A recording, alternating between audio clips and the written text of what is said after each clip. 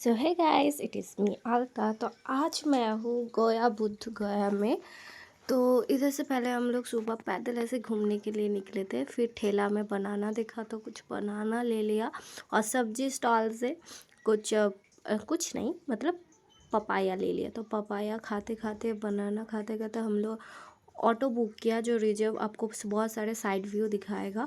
तो इधर से हम लोग फर्स्ट गए थे सीताकुंड में। सीताकुंड में तो आप सभी को मालूम ही होगा, जहाँ दशरथ जी का मतलब पिंडदान किया था माता सीता ने। इसी स्थान में से स्थान को सीताकुंड बोला जाता है। इधर आपने देखा है होगा कि इधर एक नदी है जिसका नाम है चिल्का नदी।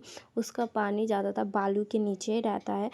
क्योंकि माता सीता ने अभिशाप दिया था उसका कि तुम्हारा पानी जो है बालू के नीचे से बह जाएगा।